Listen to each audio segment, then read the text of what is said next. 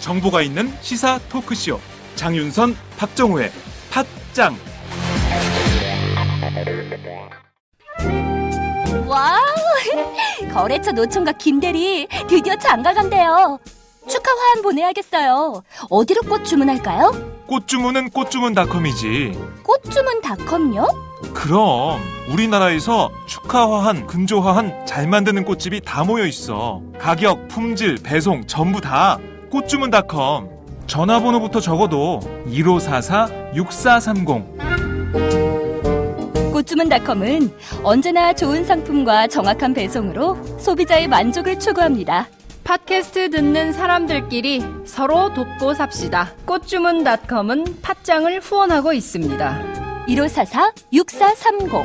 꽃주문닷컴 1544-6430. 꽃주문닷컴은 현재 회원사도 모집 중입니다. 전국에 계신 꽃집 사장님들 지금 당장 전화주세요. 꽃주문닷컴은 생산자, 유통자 모두를 보호합니다.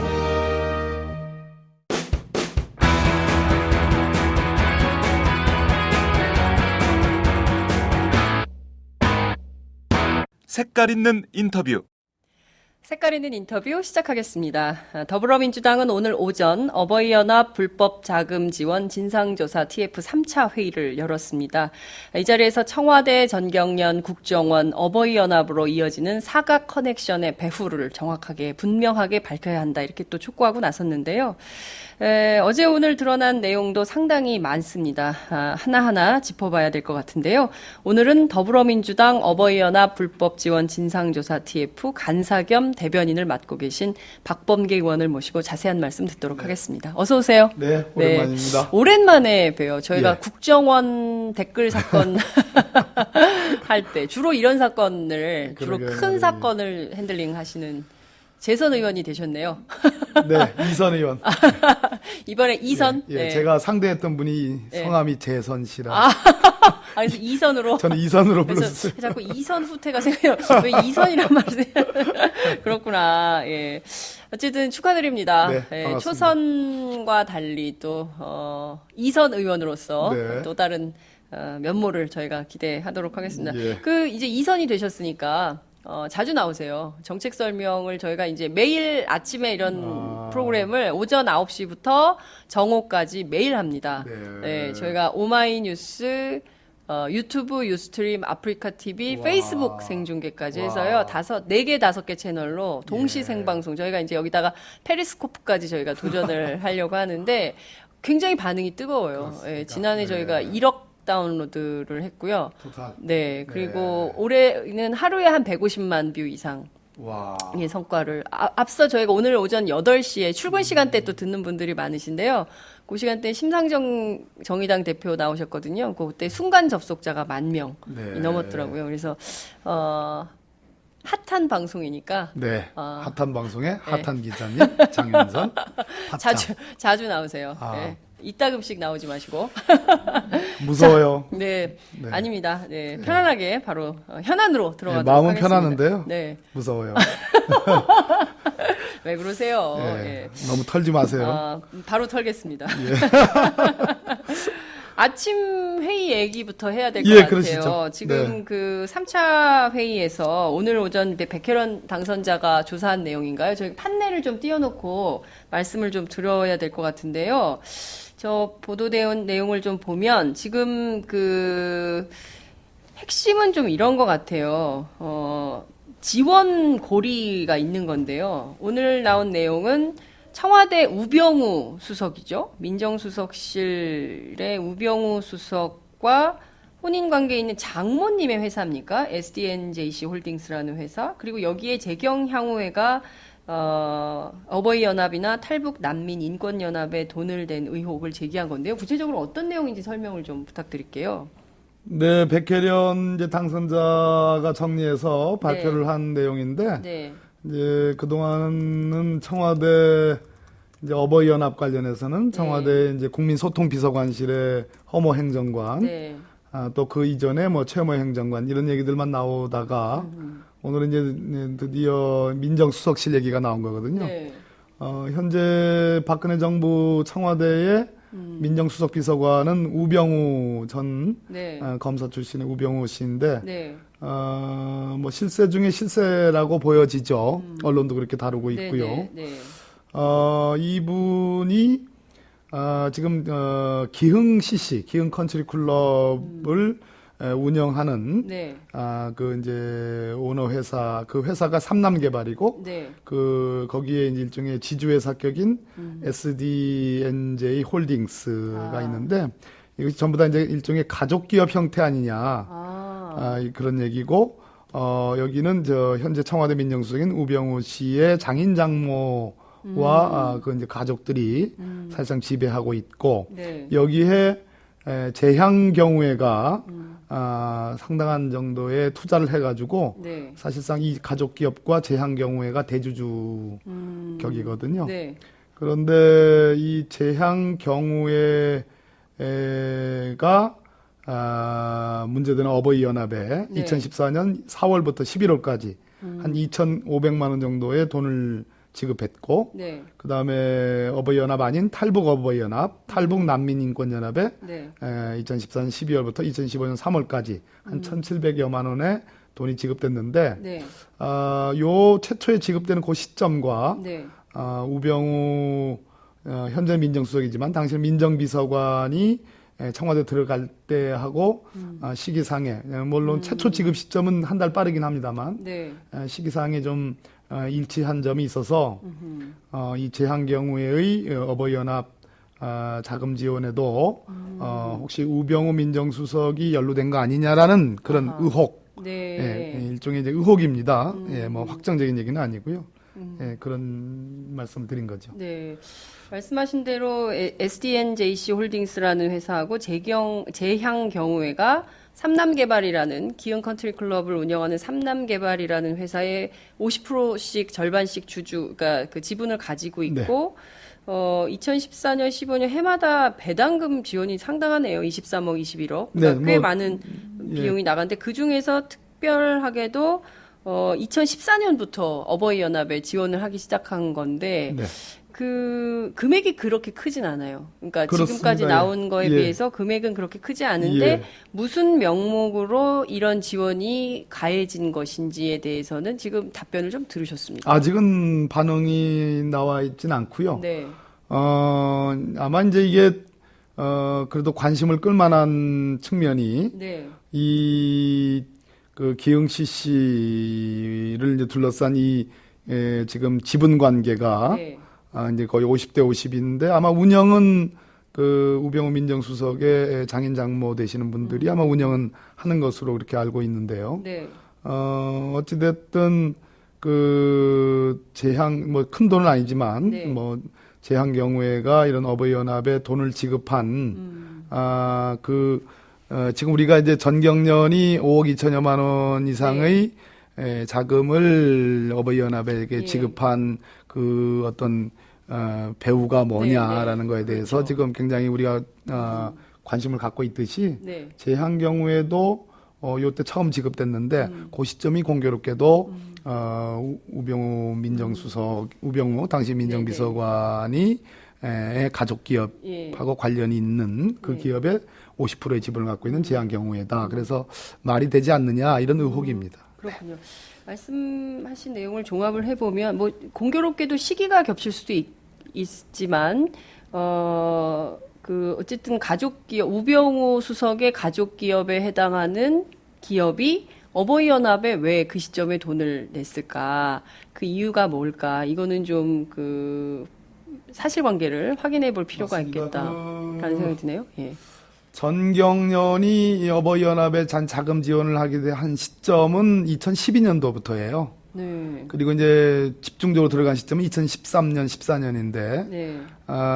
이 재향 경우에가 어버이연합에 이 자금 지원이 뭐 어마어마한 돈은 아니지만 어쨌든 2014년부터거든요. 네. 요 시점은 어쨌든 그 우병우 민정비서관이 청와대에 들어가고 그 시점하고는 상당히 어떤 근접성이 있기 때문에 주목을 받을 만하다 생각합니다. 자, 이 사건 관련해서 우병우 수석의 얘기를 좀 들으려면 국회 운영위원회가 열려야 될 것 같은데요. 운영위가 지금 뭐 운영위원회를 열어도 네. 옛날에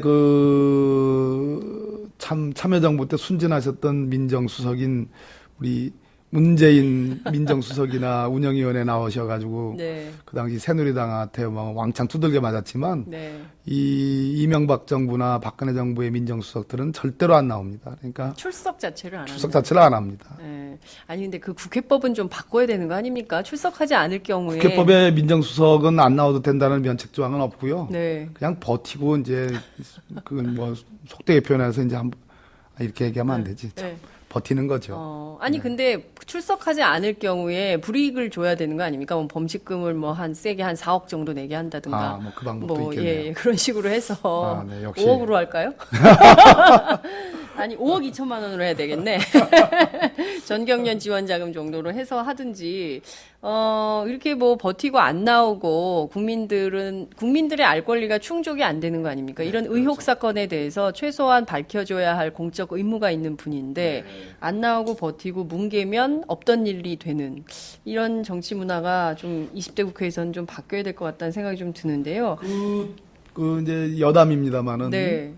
그 국회 안 나오는 것도 안 나오는 거지만 국회 나와서도 청문회 한때 예. 그 두 분의 아주 극명한 그 정말 대비되는 네. 그래서 한 분의 인생이 좀 이렇게 구겨지고 한 분의 인생이 확 핀 것인지 아닌지 나중에 이제 역사가 판가름 나겠지만 그 황교안 국무총리와 이완구 국무총리가 있거든요. 네. 제가 두 분 다 뭐 이제 청문회도 관여했지만 이완구 국무총리는 자판기라는 별명을 들을 정도 너무 말씀을 많이 하셔가지고 결국은 자기 덫에 걸린 그런 형편이었고 우리 황교안 국무총리는 이사청문회에서 그냥 자꾸 닫아가지고 모든 의혹에도 불구하고 껐더니 통과한 그런 그러니까요. 예가 있습니다. 예.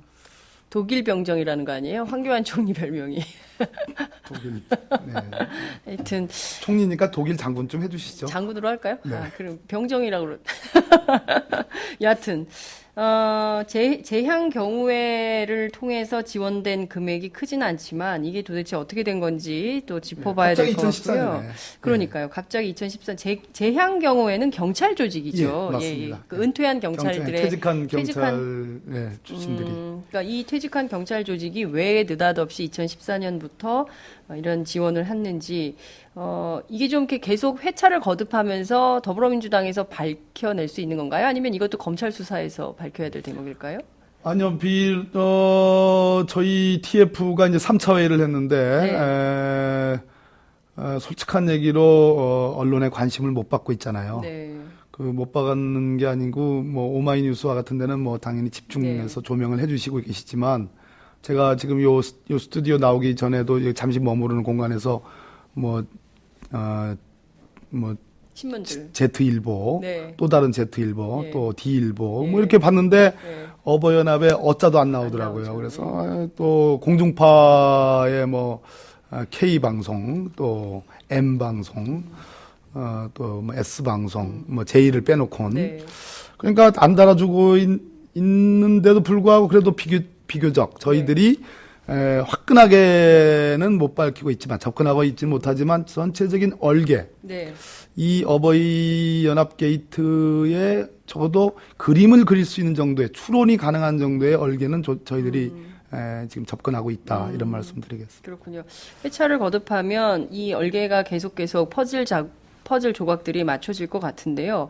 어제 나온 뉴스도 좀 짚어보겠습니다. 어제 이제 JTBC에 단독 보도된 내용인데 이 시대정신이라는 단체가 사실 굉장히 오래된 단체거든요. 그렇습니다. 이게 저희가 이명박 정부 시절에 2007년, 2008년 미국산 쇠고기 촛불 이후에 급격하게 뉴라이트 시민운동이라는 게 생겼어요. 그래서 저희 오마이뉴스에서도 그 보수 진영을 전체가 그 분석하는 기사를 수차례 기획 보도를 한 바 있는데 시대정신에 7년 동안 무려 21억 원. 이건 단위가 엄청 큽니다. 그렇죠. 후원금이 모였는데요. 누가 왜 어떤 방법으로 돈을 낸 것인지 확인이 좀 됐습니까? 그러니까 그 점이 이상한 거잖아요. 일단 2004년에 소위 이제 신지호 국회의원이라고 계셨잖아요. 그럼요. 18대 때 예, 신지호 예. 씨를 대표로 하고 네. 또 지금 박근혜 정부의 초대 그 국민소통비서관실의 행정관이었던 최홍재 씨를 조직위원장으로 하는 소위 자유주의 연대가 출범합니다. 2004년도에. 예, 그렇습니다. 그러고 나서 2006년도에 지금 이 시대정신의 전신, 이름이 다른, 같은 단체죠. 소위 그 뉴라이트 연대가, 뉴라이트 재단이 예. 설립이 됩니다. 이 예. 뉴라이트 재단이지만 법인 형태는 그 사단법인이거든요. 사단법인은 사람들이 모여 있는 곳이죠. 네. 재단법인은 보통 어떤 기금을 출연해가지고 많은 돈을 만들어서 재단 고유의 목적, 장학사업이라든지 네, 네. 이렇게 해서 돈이 많이 필요한데 사단법인은 사람들을 모아놓은 것이지 그렇죠. 돈을 모아놓지는 않는 않죠. 곳이거든요. 예. 그런데 뉴라이트 재단이라 해놓고 사실상은 사단법인입니다. 근데 여기에 7년 동안 22억 원 이상 총 그중에 21억 원이 조금 넘는 돈이 전부 다 회비가 아닌 예. 후원금으로 수입을 다 아하. 충당한 거예요. 예. 그러면 예를 들어서 우리가 대표적인 시민단체 하면 뭐 참여연대, 네. 민변, 뭐. 뭐 녹색연합, 환경운동연합 예. 많지 않습니까? 예, 예. 이런 뭐 저도 거기 회원이어서 뭐 매해 이렇게 후원금을 네, 내는데요. 후원금 내면 후원자들을 자랑스럽게 실명을 얼마 그럼요. 냈다고 예, 밝히잖아요. 그렇습니다. 그리고 그 돈을 어떻게 썼다는 것도 예, 다 밝히는데 그럼요. 여기는 지금 그 무려 21억 원이나 되는 돈의 후원자를 밝힐 수 없다. 지금 이렇게 나오고 있는 거예요. 근데 제가 이렇게 조사를 해보니까 이분들이 이제 소위 뉴라이트 운동을 하는 분들인데 네. 그 본산이 이 이제 시대정신이거든요. 근데 이 시대정신 출신들이 지금 문제되는 박근혜 정부의 국민소통비서관실의 최초 행정관이 최홍재 아까 그분이고 네, 네. 그다음에 지금 문제되는 그 허연준 행정관이 예, 예. 여기 출신이잖아요. 예, 예. 그리고 이사 사무국장 출신이거든요. 그런데 전경련에도 예. 이 뉴라이트 재단 즉 예. 시대정신 출신의 전경련에는 산하기관이 두 개가 있습니다. 네. 하나는 그 한국 경제연구원. 경제연구원이고요. 이거는 말 그대로 연구단체입니다. 예. 그 다음에 자유기업원으로 옛날에 많이 네, 알렸던 그렇죠. 지금 이름 바꿔서 자유경제원입니다. 자유경제원은 무려 자산이 126억이 넘습니다. 예. 그렇고요. 그 다음에 이 한국경제연구원의 대표적인 인물들, 이 양쪽의 대표적인 인물들, 그러니까 원장을 하셨거나 사무총장을 하셨거나 연구위원을 하셨거나 네. 또는 뭐 팀장, 센터장 하신 분들이 이 뉴라이트 계열의 아까 제가 말씀드린 뭐 신지호 전 의원, 예. 또 이번에 새누리당 당선되신 김종석 당선자님, 네. 또 전희경 당선자님, 네. 또 MB 때 시민사회 비서관 했던 현진권 예. 비서관 이런 분들이거든요. 그러니까 결국은 시대정신에 21억의 후원이 있었고 그 내역을 못 밝힌다? 밝혀라. 그리고 이 시대정신 혹은 시대정신 자매기관 자매단체인 바른사회 시민회의 역시 뉴라이트 계열입니다. 바른사회 시민회의. 예, 예. 이곳 여기 출신의 이 네 분들이 아까 전경련 산하 한국경제연구원과 자유경제원의 원장, 뭐 무슨 사무총장, 연구위원, 네. 뭐 센터장, 예. 뭐 사무 이런 걸 하고 하셨기 때문에 네. 전경련의 자금 지원, 어버이 연합 자금 지원이 그냥 이게 우연한 거 아니지 않느냐. 그래서 저희들은 제가 이제 이렇게 표현했습니다. 배우라는 표현을 안 했고 어제 방송에서 배경. 예, 조금 약한 표현입니다. 네. 예. 배후가 맞는 거 제가 아니에요? 법률가 출신이기 때문에 판사 출신이시기 때문에 조금, 용어 선택이 까다로우십니다. 예, 까다롭습니다. 예. 이 배우라 하면 이제 사주했거나 네. 뭐 이렇게 지시했거나 예, 예. 교사 뭐 이런 예, 예. 걸로 표현되는데 예. 저는 아무튼 이분들이 있었기 때문에 자금 지원이 가능한 거 아니냐라는 추론 그런 개연성을 얘기를 하면서 만약 그게 아니라면 그 시대정신의 21억 원의 자금 지원이 어떻게 됐는지 그 후원금이 어떻게 됐는지를 밝혀라. 네. 밝히고 이번에 전경련 그 여러분들이 이 네 분이 전경련에 소속된 그 산하기관의 주요 인물들이시니까 네.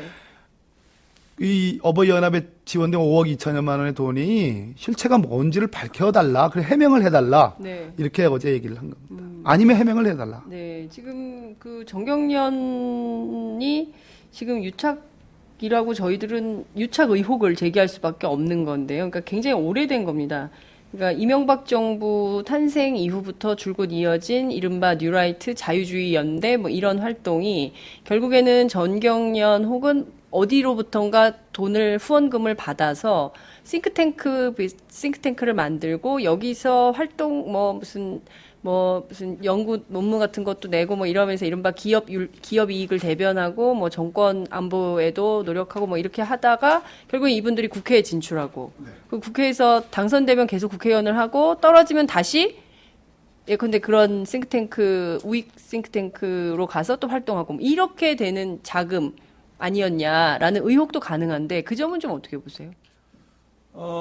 시대 정신의 논평, 사실 시대 정신이 무슨 일을 했느냐, 네. 무슨 활동을 했고, 한 것이 그렇게 많이 밝혀져 있지 않습니다. 여기는 철저하게 회원제로 네. 관리가 되고 있고, 그러다 보니까, 이명박 정부 때도 행자부가 시대 정신에 공적인 그 정부 보조금을 네, 네. 지급을 했고, 이명박 정부 2012년도에는 1년 동안 끊겼다가 아까 제가 말씀드렸듯이 최홍재라는 시대정신의 이사가 네. 청와대에 들어가니까 또 그 후임 행정관은 시대정신의 사무국장 출신인 허연준 네, 네. 행정관이거든요. 예. 그러다 보니까 당연히 박근혜 정부에서 시대정신에 대한 정부 정부 보조금 지급이 다시 개시가 됐어요. 그런데 이 행자부의 평가에도 네. 좀 투명하지 않은 면이 있다. 어떻게 집행이 되고 있는지 명확하지 않다라는 그런 지적이 있습니다. 네. 그래서 제가 시대정신, 과거 뉴라이트 재단이 무슨 일을 했는지를 한번 지금 며칠 동안 이렇게 탐구를 했는데도 많이 네. 밝혀져 있지 않습니다. 근데 이 논평 성명서를 보면 뭐 주로 이런 겁니다. 뭐 한일 정부의 위안부 문제 협상 타결 환영한다. 세월호 특조위의 일탈을 비판한다. 테러 방지법의 조속한 입법을 요구한다. 그다음에 민중 총궐기 집회에 대해서 폭력 시위는 반드시 퇴출시켜야 된다. 또 노동시장 개혁을 발목 잡는 현대차 귀족노조와 민노총의 역주행을 규탄하고 또 고용 불안정을 초래할 최저임금 인상안을 철회하라. 정부의 임금 피크제 도입 정책을 지지한다. 네. 또 정청래 최고위원 망언 취소하라, 사과하라. 또 천주교 정의구현 사자단 박창신 신부의 망언을 규탄한다. 기초연금 수정을 환영한다. 뭐 이런 주로 친기업, 친정부적인 논평들밖에 찾을 수가 없었습니다. 네. 그런데 이것은 그렇다 치더라도 주목해야 될 지점은 그 문제되는 그 허 행정관 있지 않습니까? 예, 예. 허연준 행정관. 허 행정관이 아까 제가 지금 현재는 자유경제원인데요. 네, 전경련 산하. 예. 근데 그 이전 이름은 자유기업원입니다. 네. 거기서 발간하는 잡지에 참여연대나 뭐 민변, 천주교 인권위원회, 인권운동 사랑방 네. 이런 단체들이 북한을 보호하기 위해서 위한 논리, 증거 확보에 혈안이 돼 있는 등 도덕성을 완전히 상실했다. 이런 기고를 하거든요. 예, 그러니까 제가 아까 말씀드렸듯이 시대정신, 정경련 산하의 그 자유경제원, 또 뭐 한국경제연구원 네. 이런 것들이 이렇게 나름 잡히는 뭐 맥락이 있는 거 아닌가 하는 말씀을 하는 겁니다. 네, 지금 말씀하신 내용을 종합해 보면 결국에는 여러 군데의 논평, 성명 그리고 기고, 언론사 주로 이제 보수 언론이죠. 제가 그분들이 주로 많이 쓰는 데가 문화일보, 그리고 조선일보, 동아일보, 뭐 중앙일보 이런 데인데요. 이런데 일종의 우파의 논리를 제공하면서 기업 이익을 대변하고 그리고 이제 박근혜 정부나 이명박 정부가 추진하는 정책들에 대해서 찬양하고 찬동하는 이런 일종의 이제 그런 컨텐츠를 제공하는 그런 그 담당 마크맨들이었나 이런 생각이 좀 들기도 하는데 우선 하나 짚고 넘어가야 할 점이요. 시대정신이 무려 8년 동안 국고보조금을 3억 원이나 받았다는 건데요. 국고보조금을 받을 수 있습니까? 시민단체도 아니, 그 사단법인으로 되어 있습니다. 사단법인은 다 받나요? 그렇진 않죠. 그렇지는 않죠. 네. 당연히 이제 신청을 하고 네. 그러면 여러 가지 심사를 거치죠. 자격 조건에 대한 심사를 네, 네. 거치고 그래서 최종적으로 이제 행자부가 결정을 하는 건데 네. 이명박 정부 때 이제 일종의 뉴라이트 운동이 시작됐는데 네. 과연 그 솔직한 얘기로 예전 운동권 출신들이 일종의 전향하면서 네. 된 거 아닙니까? 다 주사파들이잖아요. 신지호, 최홍재 이런 네, 분들 저는 학생운동 뭐, 주사파들. 네, 저는 주사 맞는 거 싫어해가지고 잘 모르는데 제가 주사파 했더니 안진걸 처장이 본인은 주칠파라고 일주일에 7번 술 먹는 주칠파. 그리고 또 건강히 버텨나는지 모르겠는데 어쨌든 그런 언론 보도가 있었죠. 예. 뭐 예를 들어서 아까 말씀드린 최무행 장관은 고려대학교 총학생회장 예, 그렇습니다. 출신이고 허영 장관은 전북대학교 총학생회장 그렇습니다. 출신이죠. 그런데 여기에 이제 이렇게 공적 자금이 네. 정부 보조금이 들어갔는데 네. 스스로 행자부의 평가에 의해서도 조금 투명하지 않은 측면을 지적을 했거든요. 네. 그래서 2012년도에 1년 동안 완전히 자금 지원이 끊겼어요. 이명박 아하, 정부 예, 마지막 예, 해 예, 2012년도. 그런데 예. 2013년도에 다시 개시가 됐고 그 금액도 2억 원 가까운 돈으로 늘어난 거죠. 그리고 현재까지 유지가 되고 있는 거예요. 지급이 되어 왔죠. 어. 그래서 그 배경이 예. 결국은 이 뉴라이트 재단, 이 시대정신의 핵심 인사인 두 사람, 최모 행장관, 허모 행정관의 영향력이 작용한 거 아니냐라는 그런 의심을 갖고 있다는 겁니다. 이 조사가 필요한 대목인 예. 것 같은데요. 시대정신 측에서는 이런 입장을 밝히고 있습니다. 이걸 국세청에 신고한 정상적인 기부금이다. 문제될 게 없다. 후원금 받는 게 뭐가 문제냐. 이런 주장을 하고 있는데 말씀하신 대로 명단은 공개하지 않고 있고 이런 상황인 건데요. 실제로 국세청에 신고한 정상적인 기부금이라 하더라도 기부금품 모집 규제 관리 관한 법률에 따라서 이게 정당한 기부금인지 아닌지 검토는 해봐야 되는 거 아닙니까? 그렇습니다. 바로 그런 측면입니다. 그러니까 국세청에 신고했다고 그래서 그 측면은 무슨 측면이냐면 세금 탈루가 있냐 없냐.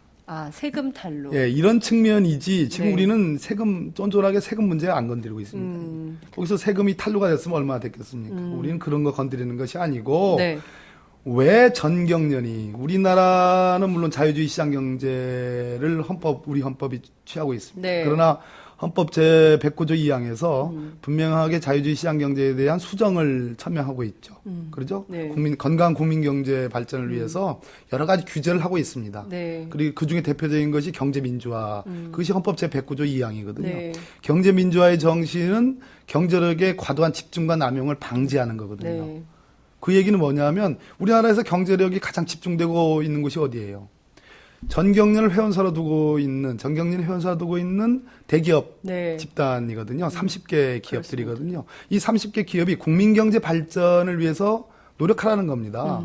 특정한 정파에 줄 서가지고 정치적 편향과 정치적 중립성을 잃어서는 안 된다라는 것이 그 헌법 정신에 배어 있는 거거든요. 네. 그렇기 때문에 전경련도 스스로 네. 그런 어떤 윤리 실천 규범을 발표를 하면서 우리는 정치적 중립을 선언했고 자신들이 지원하는 돈이 정치적으로 남용돼서 활용되지 않아야 된다라는 그런 전제를 달았습니다. 네. 그런데 만약에 지금 우리가 문제되는 것은 어버이 연합이 그냥 단순한 보수 운동 단체가 아니고 네. 제가 성격상은 이렇게 보면 이명박 대통령 후보도 당시에 박근혜 대통령 후보랑 경선할 때 네네. 보면 이명박 대통령 후보도 어버이 연합은 비판을 세게 합니다. 그리고 2012년도에 새누리당 대선 경선에서 박근혜 후보를 제외한 모든 나머지 후보들을 엄청나게 비판을 합니다.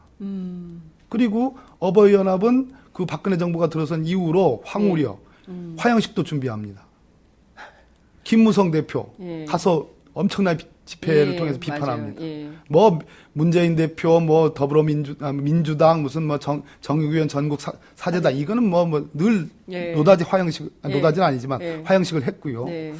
그랬을 때 이 어버이 연합의 성격이 단순한 뭐 보수운동 단체가 아닌 일종의 박근혜 대통령을 보위하는 그러한 단체적 성격이 있었다. 아니라고 뭐 강변하실지 모르겠지만 나는 그렇게 판단을 합니다. 그런데에 이 이명박 정부와 다르게 박근혜 정부 들어와서 지원이 늘어났고, 네. 그죠? 예. 대폭 늘어났고 지속되어 왔고 금액도 크고 예. 거기에 만약에 거기에 전경련이 관여돼 있고 네. 이렇다면 이것은 법 위반은 물론이지만 네. 뭐 여러 가지 법, 뭐 배임죄 또 무슨 뭐 세금의 문제, 제가 보기엔 직권남용 소지도 있고요. 예. 법 위반도 물론이지만 이거는 헌법상의 경제민주화 조항이라든지 국민경제의 어떤 균등한 발전이라는 헌법 정신도 침해하고 있는 거 아니냐. 그렇기 때문에 저는 전경련이 못 밝히고 있는 것이다 이렇게 보는 거죠. 지금 말씀하신 대로 저희 기자들이 어버이연합 사무실에 가서 확인한 바에 따르면 그 박근혜 대통령과 박정희 전 대통령 그 사진이 이제 걸려 있다는 거예요. 아, 이 MB는 없습니까? MB는 없대요. 네, 거기서 밀렸네요. 그래서 두 분 사진이 걸려 있고, 그리고 이제 늘 그런 이렇게 찬양하는 박근혜 대통령을 찬양하는 이런 거를 해온 활동이 굉장히 많이 이제 포착이 좀 되고 있는데, 말씀하신 대로 어버이연합이 박근혜 대통령의 보위단체? 적 성격. 보위단체적 성격. 그렇게 해줘야지 역시 이 판사시라서. 법률적으로 이게 예, 재밌잖아요. 보위적 성격이 예, 있는 보위단체적 성격. 보위단체적 성격이 있는 단체라고 한다면 특정 정파에 줄을 댄 것이고요. 그렇다면 그런 특정 정파에 줄을 댄 어버이연합 같은 단체를 지원한 전경련이 못 밝히고 있다 이걸로 끝낼 게 아니라 그렇습니다. 그 위법 요소를 따져서 그렇습니다. 검찰이 수사에 진도를 내야 되는데 지금은 어느 단계에 와 있습니까? 검찰 수사는. 어느 단계라고 얘기할 게 없고요. 없고요. 그냥 배당이란 말 아시잖아요. 네. 예, 사건을 예. 서울중앙지검 형사 1부에 배당만 하 있고 수사가 있는지 없는지 가는지 마는지 예, 뭐 이거조차도 알 수 길이 없습니다 지금. 제일 중요한 게 이제 추선희 사무총장의 행방인데요. 네. 그 굉장히 오랜 시간 지금 열흘이 넘은 것 같거든요. 열흘이 예, 열흘이 넘었습니다. 넘은 시간 지금 행방이 묘연한 잠적 상태인데 이 전경련으로부터 무려 5억이 넘는 돈을 받는 과정에서 차명 계좌가 그렇습니다. 동원이 됐단 말이에요. 이 차명 계좌가 동원되는데 이 사건 이것도 밝혀야 되고 또 일단 그러려면 추선희 사무총장을 소환해서 조사라도 하거나 뭐 기본이죠. 신병 확보를 하거나 이래야 되는. 기본 중에 기본이죠. 예. 지금 이제 그 어버이연합에 전경련의 돈이 5억 원이 넘는 돈이 꽂히고 네. 또 어버이연합에 아까 말씀드렸듯이 재향 경우에 돈이 뭐 한 3천만 원 가까량이 네. 꽂히고 네. 이 문제는 계좌로 다 했기 때문에 이거는 진짜 뭐 아주 초보 경찰관 정도의 수준이라도 이 수사는 뭐 쉬운 수사입니다. 그럼 결국 이제 이 왜 이 돈이 지급이 됐고 네. 전경련의 어느 단위에서 어느 회계 처리를 하는 네. 그러한 단위에서 어떤 돈으로 가지고 이것이 꽂혔는지 이건 어려운 수사입니다. 중요한 수사죠. 전경련은 아시다시피 뭐 삼성, 현대자동차, SK와 같은 우리나라 구글지의 대체벌 기업들이 회원사로 예. 돼 있고 삼성이 제일 많은 그 회비를 내는 내고 있죠. 곳입니다. 만약에 그럼 이 대기업들이 과연 자기들이 낸 돈이 이런 식으로 쓰여지고 있다는 것을 알았다는 건지 굉장히 중요한 예. 거의 소름 끼칠 정도로 지금 그렇죠. 중요한 예. 측면입니다. 이 수사가 굉장히 어렵습니다. 이거는. 근데 이런 수사의 가장 기본 중의 기본은 지금 이 문제가 의혹이 터진 가장 시발점이 추선희 사무총장이거든요. 네. 그리고 이 사람과 가까운 인사 중에 뭐 김미화 탈북자 출신의 김미화 씨라는 네. 분이 있는 거 아니겠습니까? 네. 이 두 사람은 빨리 불러서 조사를 해야지 입맞추기와 같은 증거인멸 소지가 없는데 네. 이미 뭐 잠적 상태가 한 열흘이 넘었고 그렇다면 여러 가지 증거인멸 경우에 따라서는 네네. 이 벌어질 수 있는 거 아닌가. 그래서 수사 의지가 없다는 측면에서 굉장히 지금 심각하게 보고 있습니다. 검찰에 항의 방문을 좀 가셔야 되는 거 아닙니까? 그 TF 차원에서. 제가 19대 내내 제일 항의 방문 많이 한 사람인데 그 검찰 항의 항의 방문한다고 뭐 눈 하나 껌떡할 분들은 아니고요. 그래서 이제 20대는 조금 이제 업그레이드를 해야 되니까 네. 어쨌든 제가 뭐 우리 TF 이제 간사로서 늘 기자분들께 이렇게 말씀드렸습니다. 이거는 가볍게 움직이지 않겠다. 그리고 단기간에 이게 끝날 문제가 아니다. 제가 보기에는 이거는 국정조사도 해야 될 문제고 네. 올 연말에 국감, 국감에 아주 까지 네. 적어도 이것은 다뤄져야 될 문제이기 때문에 지금 당장은 이제 전경련을 어떻게 할 거냐, 네. 요걸 지금 심도 있게 논의하고 있거든요. 그래서 조금 무겁게 가겠습니다. 예.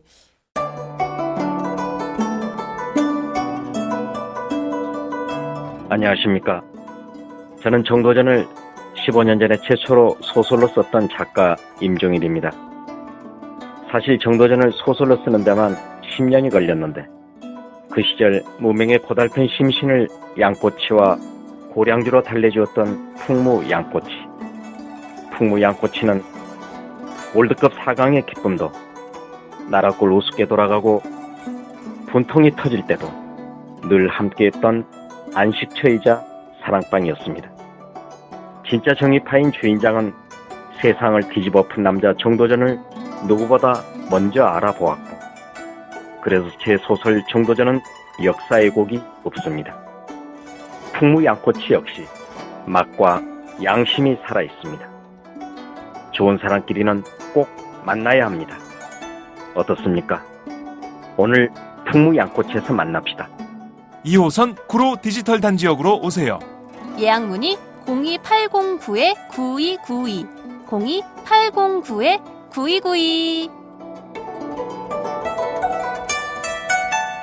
팟짱 애청자라고 하시면 정성 가득 담긴 서비스도 나갑니다. 사과 커넥션이에요. 청와대, 전경련, 국정원, 어버이연합. 그러니까 어버이연합을 그 현대판 용팔이 사건 이렇게 비교하시는 분들도 있더라고요. 왜냐하면 옛날에 정치 깡패들 동원해서 했던 폭력 말씀하시는 그렇죠. 예. 왜냐하면 실제로 세월호 참사 사건 관련해 가지고 집회하는 현장에 나타나서 그 이유 없이 그냥 그 막 사람을 때리고 해서 막 코피나고 막 전치 매주에 상해를 입히고 이런 사건. 그리고 뭐 그 노인이 쳤는데 뭐 어떠냐 뭐 이런 식이거든요. 그러니까 저희가 그 국정교과서 TF 그 해화동에 발견됐을 때도 일단 도착하시면 막걸리를 딱 드시고 그 다음에 이제 막 육두 문자 쏟아내면서 막 진격 앞으로. 종로가 요즘에 조용하다는 거 아닙니까? 종로의 평화가 왔다. 종로의 평화가 왔다. 예. 지금 이런 정도인데 그 중요한 축 중에 하나가 국정원입니다. 예. 이 국정원 문제도 매우 심각한데 그렇습니다. 이건 좀 어떻게 들여다보고 계신지요? 지금 어버이연합이 등장하는 또 어버이연합과 자유청년연합이라는 또 단체가 있습니다. 네.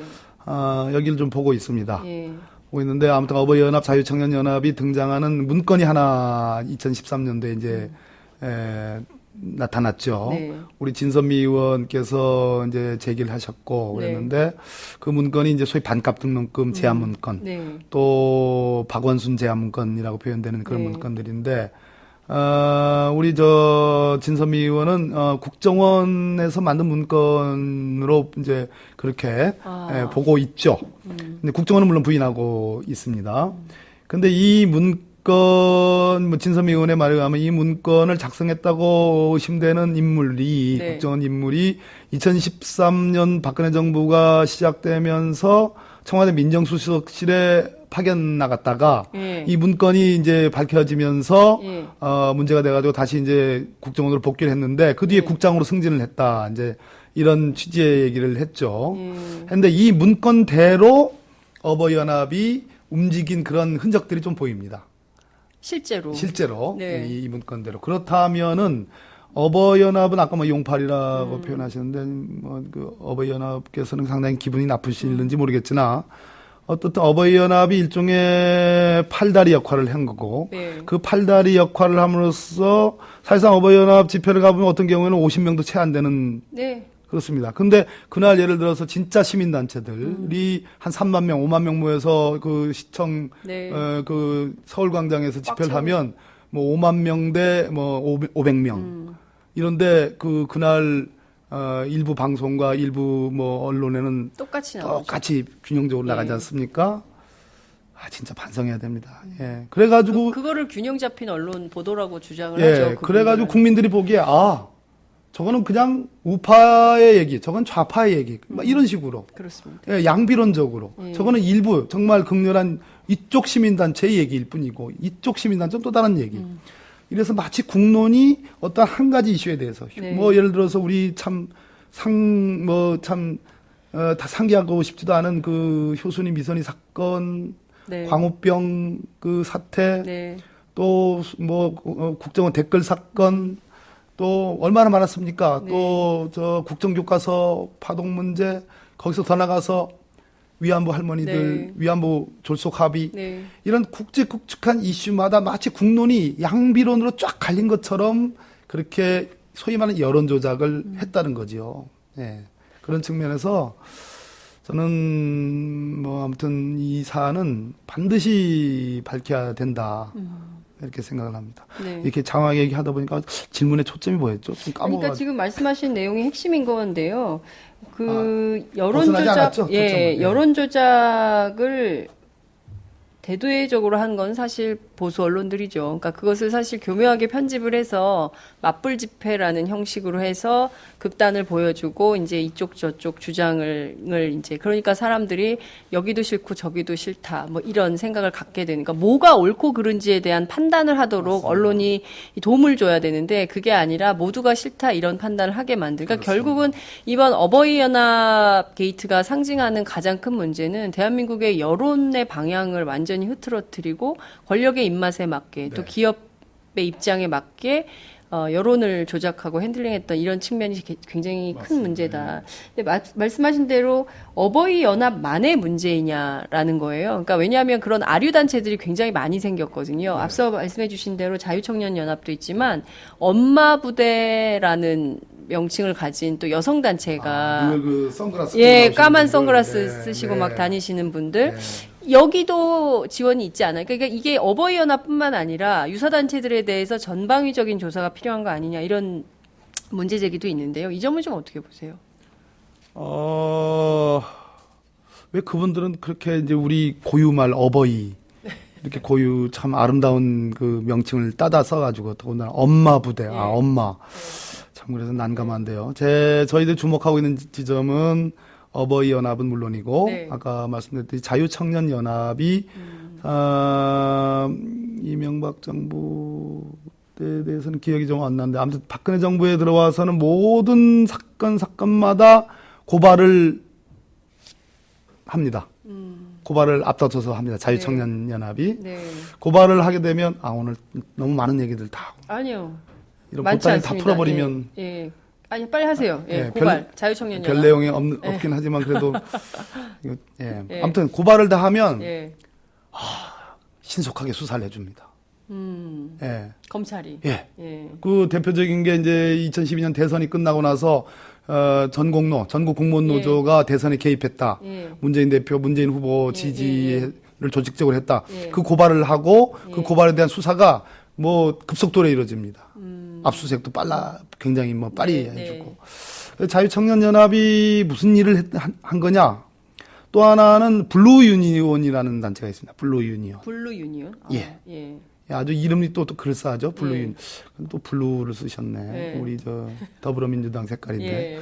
블루 유니온이 또 발행하는 매체가 블루투데이라는 매체가 있어요. 이 단체도 심상치 않습니다. 네. 미래 한국이라는 매체도 있어요. 예. 제 머릿속에는 없는데 예. 좋은 이름은 다 가져다 네. 쓰셨네요. 보니까 예. 미래 예. 한국. 예. 네. 거기서 한번 보겠습니다. 이게 좀 보고 있습니다. 이렇게. 네, 블루투데이, 블루유니온 이런 단체가 어떤 역할을 했는지도 보고 있다 이런 말씀 주셨는데요. 앞서 이제 저희가 이제 사각 커넥션 얘기를 했는데 이제 국정원이 무슨 역할을 어떻게 한 거냐. 앞서 이제 그래서 그 거기서 문건 제가 역할, 문건 문제, 예. 국정원, 예. 예. 국정원이 가만히 있을 가능성이 없죠. 왜냐하면 이미 국정원 3차장 원세훈으로 시작되는 3차장실에 소위 심리전단이 지금 이제 밝혀진 거 아니겠습니까?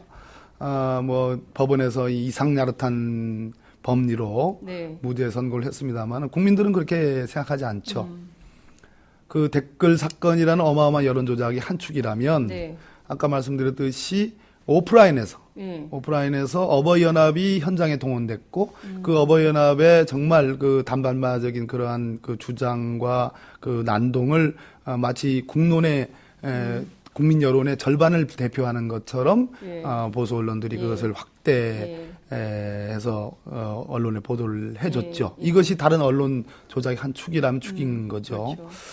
그런데 그럼 국정원이 가만히 있었겠느냐 이런 측면이 있는데 아까 제가 반값 등록금 문건도 네네. 말씀을 드렸는데 전체적으로 청와대의 국정원 출신의 행정관들이 파견이 됩니다. 예, 꽤 많이 파견이 됩니다. 민정수석실도 있고 네. 아마 정무수석실도 있을 겁니다. 몇 명이나 됩니까? 저희 참여정부 때 제가 있을 때는 한 5, 6명 정도 됐던 것 같은데요. 네, 지금은 네. 모르겠습니다. 예. 아무튼 꽤 되는데 이분들이 무슨 역할을 했느냐. 그리고 전경련의 이 자금 지원에 전경련도 담당하는 그 국정원 직원이 있어요. 있습니다. 네. 무슨 역할을 했느냐. 이것도 하나의 전 포인트라고 생각을 합니다. 네. 국정원이 대개는 이제 뭐 국가안보라는 이름하에 미명하에 각종 처에서 이런저런 어떤 기획을 하고 아이디어를 내고 그런 건 하죠. 근데 이 점은 아직 뭐 지금 들여다 봐야 될 그런 지점입니다. 확인을 좀 해봐야 되는 예. 그런 상황인 것이죠. 그러니까 여전히 국정원이 국내 정치 파트를 운영을 하고 있기 때문에 가능한 일일 수도 그렇습니다. 있겠네요. 그러니까 예. 이게 만약에 국정원이 해외정보원으로 기능을 분할을 해버리면 이런 역할 자체가 없어지기 때문에 불가능한데 여전히 국내 정치 파트 수사 권한 이런 거 갖고 있기 때문에 네. 가능한 일이다 이렇게 볼 수 있을 것 같은데요. 문제는 이 네 개의 연관관계 이 속에서 제일 중요한 컨트롤 타워는 누구였냐? 그러니까 누가 전경련까지 그 돈을 내라고 요구할 수 있는 위치에 있었을까라는 것이 또 밝혀야 될 핵심 포인트인데요. 어디라고 보세요? 아니 제가 저희 아까 추론, 네, 추정, 추론하기로. 배경 이렇게 아까 제 말씀 속에 이제 어느 정도 개연성을 말씀을 네. 드린 건데 참여정부 제가 이제 뭐 참여정부 초대 이제 좀 민정수석실에 뭐 우리 문재인 민정수석을 모시고 네. 이제 뭐 일을 했지 않습니까? 네. 예, 법무비서관, 뭐 민정비서관, 법무비서관 했는데요. 참 이 권력이라는 게 이제 극도의 이성적 자제를 네. 해야지 이게 그래도 욕을 먹거든요. 근데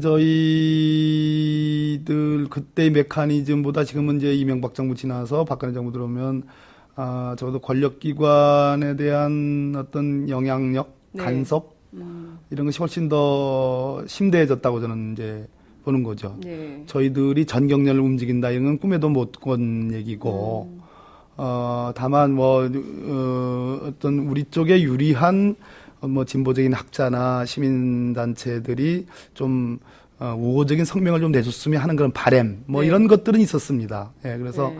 뭐 넌지시 그런 얘기 하면은 욕 먹지 않으셨어요? 그래서 말도 못 꺼내고. 나중에 저 집권 한 2년 차 지나고부터는 예. 솔직한 얘기로 그 소위 진보적인 시민단체가 참여정부 욕을 더 했습니다. 참여정부 비판을, 욕은 아니고 비판을 더 했어요. 그래서 네. 굉장히 아팠는데, 네. 그런데 지금 그 이명박 정부 때의 4대강 사업과 이런 것을 쭉 대통령 아젠다로 쭉 밀고 오는 과정을 이제 제가 쭉 이렇게 네. 봤고, 그 다음에 박근혜 정부 들어서 그 탄생 자체가 국정원의 정치 개입에 의한 그런 대목이 네. 컸고요. 예. 거기 뭐 군까지도 포함되는 거 아니겠습니까? 군 그렇습니다. 사이버 사령부가 예. 있는 거고요. 그것이 뭐 그냥 수십만 건이 아니지 않습니까? 그렇습니다. 원래 날 것으로 얘기하면 100만 건이 넘는 예, 그런 여론 조작이 있었던 거고, 그 다음에 이제 어버이연합과 같은 이런 그 소위 보수 언론에 의해서 확대 재생산되는 여론 조작의 지형이 새로 나온 건데, 네.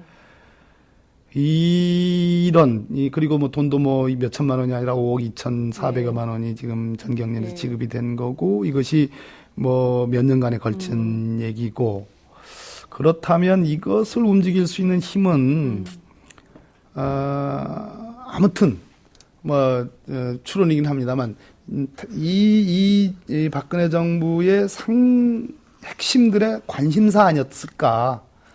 관심사 아니었을까, 이 부분이. 네. 아까 제가 말씀드렸듯이 이명박 정부 말기에 원세우는 이명박 대통령의 사실상 뭐 2인자 같은 그런 예. 역할을 한 양반인데, 이 양반이 이제 국정원에서 이제 이런 일을 했고, 정권을 소위 네. 탄생시킨 거 아니겠습니까? 네.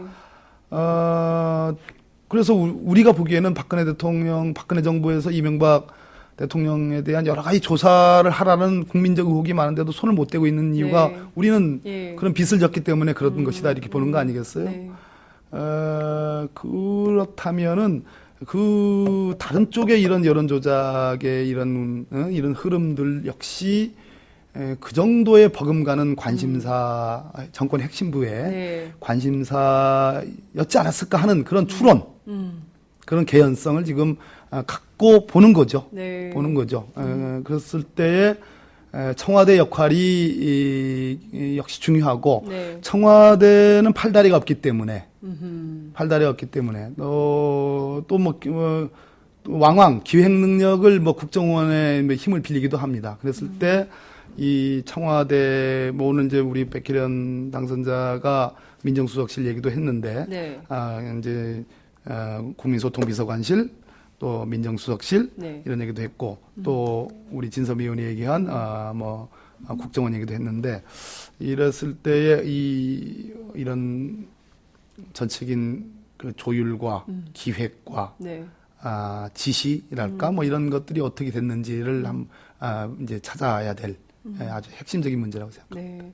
윤곽이 좀 잡힙니다. 지금 오늘 그 약 1시간 정도 박범계 의원님 말씀을 쭉 들어보니까 아마 이제 그 이 방송 함께 하시는 청취자들 또 시청자들께서 이제 좀 뭔가 감이 좀 잡힌다. 이렇게 움직였었구나. 예. 왜냐하면 이게 그 이명박근혜 정권이라고 이제 통칭됐었던 과정에서 그동안 모든 이슈 때마다 어버이연합, 엄마부대 이런 분들 나오셔서 국민들의 생각과 다른 관점에서 막 이상한 막 욕하고 막 이러면서 왜 저럴까 저분들 왜 저러냐 이런 문제 제기가 국민들 사이에서 많았는데 그동안 이런 커넥션으로 이렇게 움직였던 거구나. 그 일단이 드러났다. 이렇게 평가를 할 수 있을 것 같은데요. 자, 문제는 지금부터 더불어민주당이 원내 일당이긴 합니다만 혼자서 이 역할을 다 할 수 없는데 이 현안과 관련한 정치권 안에 어떤 공조가 진행되고 있습니까? 뭐 야권 최소한 뭐 야3당 간에 뭔가라도 좀 있어야 되는 거 아닌가요? 지금 현재 일단 현재까지 나온 얘기들은 사실상 이제 가설 내지는 추론의 네. 이제 그림이라고 저는 보여지고요. 네. 하나하나 퍼즐을 면밀한 팩트를 가지고 네. 맞춰 나가는 작업들이 필요하다. 그래서 뭐 단정해서 네. 지금 이런 의혹들을 단정해서 말씀드리는 건 아닙니다. 의혹이고 네. 개연성. 네. 그러나 매우 그런 의혹들이 설득력 있게 네. 국민들께 전달이 되고 있기 때문에 검찰은 검찰대로 정말 제대로 네. 수사를 해야 되고 그 이전에 네. 관련 당사자들인 청와대, 일각, 그리고 전경련, 네. 그리고 시대정신 뭐 이런 단위들이 해명을 해라. 해명하지 않으면 이 의혹은 증폭될 수밖에 없고 네. 우리 법률 용어에 간주란 말이 있습니다. 간주. 일본 용어입니다. 일본 용어. 간주한다. 예, 왜 일본 용어를 이렇게 많이 쓰는지 모르겠습니다. 예. 바꿔주세요, 이제. 예. 네. 그 간주한다. 뭘로 의지한다는 얘기입니다. 이것도 일본 말입니다. 네. 예, 다 법률 용어인데요. 다른 표현이 없네요. 네. 이렇게 쓰고 있기 때문에 예, 이게 예. 법전 사전에 나오는 예, 법전에 예, 나오는 겁니다. 예. 계속 이렇게 침묵하고 잠적하고 해명을 하지 않으면 저희들은 결국은 어느 시점에 가서는 이건 간주할 수밖에 없는 기정사실로 단정할 수밖에 없는 국민이 되기 때문에 네. 명명백백하게 이 자금 지원의 원인과 경위와 단위와 네. 이유와 이런 걸 다 밝혀라. 억울하면 밝혀라. 네. 라는 얘기를 아까 청와대, 전경련, 예. 그리고 뉴라이트 계열 인사들에게 촉구를 드리고요. 아까 다시 질문으로 돌아가면 현재 이런 것 같습니다. 국민의당은 어버이연합 의혹의 게이트에 대해서 관심이 있고 진상규명하겠다는 의지도 있습니다. 예, 정의당은 어버이연합 게이트보다는 옥시 게이트, 가습기 피해자. 예, 가습기 피해 사건에 조금 더 관심이 높은 것 같습니다. 그래서 국민의당의 이제 이용주 당선자가 TF 팀장이신데 네. 만났습니다. 제가 만나서 한번 좀 그분은 부장검사 네. 출신이거든요. 그래서 같이 한번 공조해서 진상규명 해보자 이런 말씀 드렸는데 그분은 뭐 개인적으로 뭐 나쁘지 않다라는 네. 생각인데 다만 국민의당 지도부이신 이제 우리 안철수 대표님이나 또 박지원 원내대표님이나 일종의 이제 그 3당으로서의 그런 당의 이제 네. 어떤 그 위상을 네, 고민하는 네. 분들 아니겠습니까? 네, 그러다 보니까 잘못하면 또 민주당이 막 치고 나가고 거기에 국민당이 그냥 뭐 아무 그거 없이 네네. 이제 이렇게 끌려갈까 혹시 높아심으로 그런 걱정하실지는 모르겠습니다. 그래서 일단은 개별로 진상규명에 개별적으로 진상규명에 좀 노력한다. 네. 향후 필요하면 공조한다. 뭐 이런 정도 얘기가 좀 되어 있습니다. 아, 그렇군요. 어쨌든 국민들 입장에서는 그동안 수많은 의혹이 불거진, 특히 이제 야당 지지자들의 경우에는 어버이연합 게이트가 어디로 귀결될 것이냐, 누가 최종 책임을 질 것이냐에 대해서도 많은 관심을 갖고 있기 때문에요. 야권 공조를 원하는 분들이 많을 것 같습니다. 그 무엇보다 전경련 차명 계좌, 이거는 저 실정법 위반인데요. 금융실명제표 그렇습니다. 그러면 이 문제에 대해서는 수사가 진행이 돼야 되는데 배당만 하고 지금 아무것도 안 하고 있다면 정말 심각한데 이승철 왜 부회장 어려워지는 문제인 거 아니에요? 네. 그게 이제 차명 계좌의 원 주인 누구냐, 그리고 그 쏜 사람이 누구냐, 네. 돈을. 그렇죠. 그것이 사실 이 사건의 핵심입니다. 그러니까 이게 죄명으로는 금융실명제법 위반이라는 것이 좀 죄명으로 약합니다. 네. 약하지만 이 사건의 본질과도 가깝기 때문에 쉽게 수사에 착수하지를 못하고 있는 것 같아요. 지금은 아마 기획 단계라고 자꾸 뭐 이게 실정법에 뭐가 위반되는지를 법률 검토를 하고 있다라는 얘기가 간헐적으로 서초동에서 들리는데, 네. 아니 제가 보기에는 언제는 실정법에 위반돼가지고 그 수사, 대표적인 거. 공소시효 지나가지고 수사한 거 있지 않습니까? 네. 지난번 돌아가신 성완종. 그렇죠. 그래서 맞아요. 그 노무현 대통령 맞습니다. 형 되시는 그분. 예. 예? 맞아요. 그거 예. 진짜 끝난 사건을. 그리고 법 위반 아니라고 해서 수사한 거 많습니다. 조사한 거. 예. 검찰총장도 그랬던 것 같기도 하고요. 지금 보면 검찰이 청와대 눈치를 보는 거 아닙니까? 대통령께서 일종의 가이드라인을 내리신 거죠. 보고를 받았는데 아니라고 그러더라. 아니라고 그러더라. 예, 아니라고 그러는데 수사하냐. 왜 또 시끄럽냐. 이런 말씀이시니까, 참 걱정입니다. 근데 이 검찰의 국민적 고충은 이해합니다. 검찰의 고충을 이해한다는 말씀이 있으셨고요. 말씀하신 대로 누가 돈을 실제로 입금을 시켰냐, 누가 돈을 쏘았냐, 이게 이제 그 핵심 키가 될 텐데, 당사자격으로 알려진 이승철 상금 부회장 미국 출장 갔다 왔습니까? 그러니까 언론 네, 보도에 확인이 안 들어왔습니다. 되고 있어요. 네. 들어왔어요? 네. 관련해서도 입장을 좀 면담이라든가 상금 부회장이니까요. 그분이 말이죠. 아까 제가 네. 말씀드린 정경련 산하에 두 단체가 있다고 그랬죠. 네. 자유경제원. 예. 무려 자산 총액이 지금 등기부등본에 등록된 것만 126억. 여기에 지금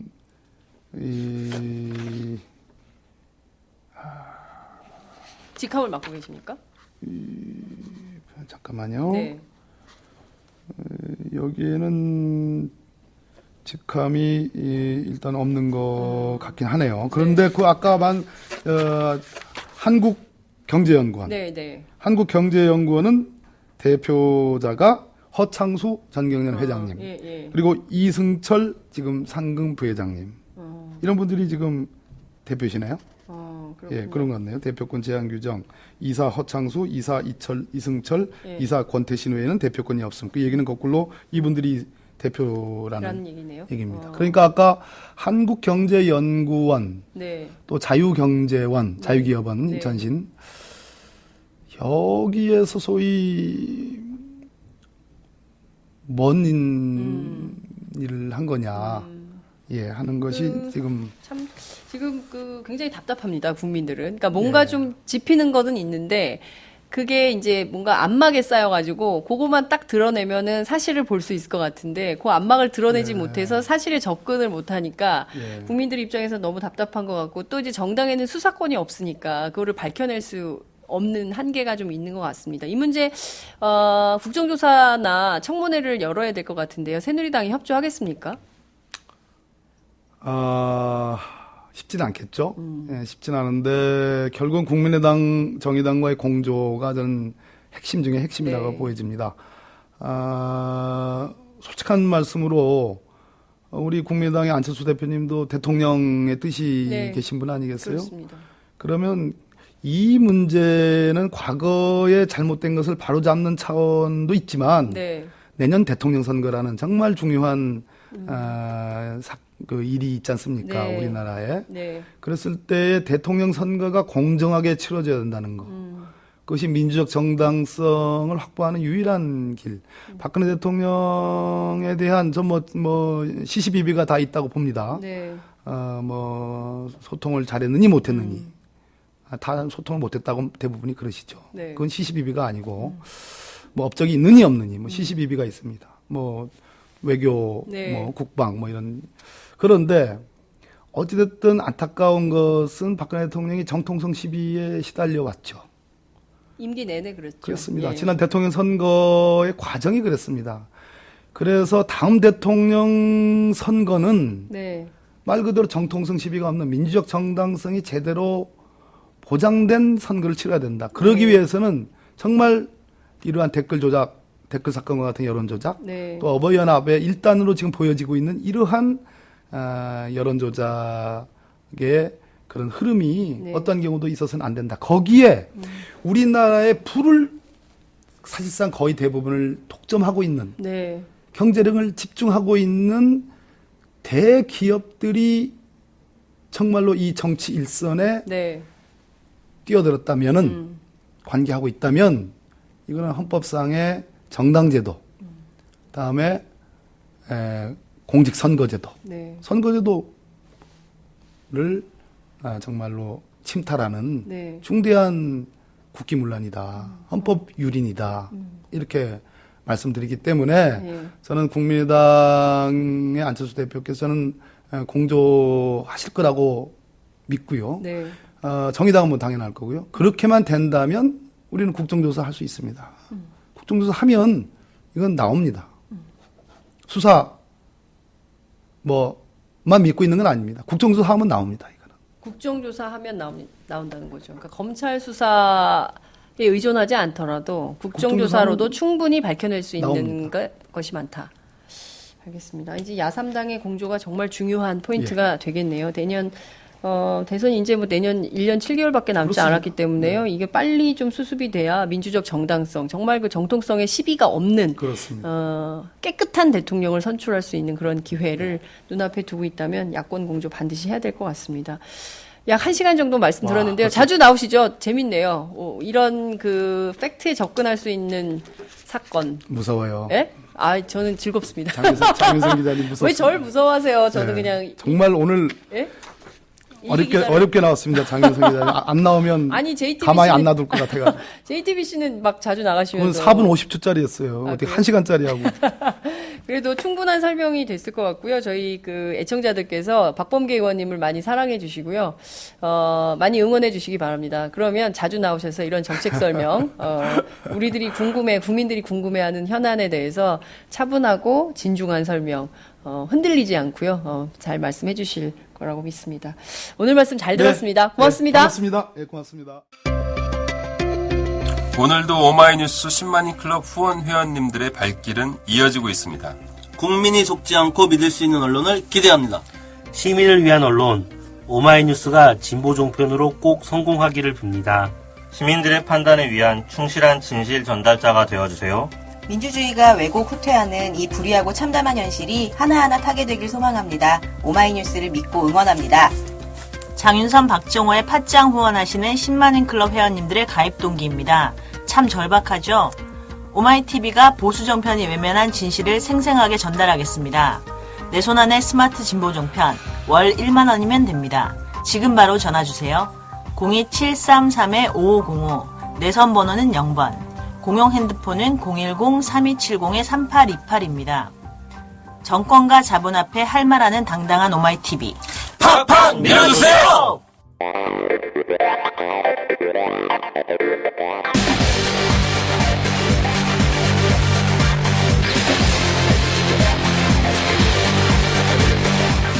정보가 있는 시사 토크쇼 장윤선, 박정호의 팟짱.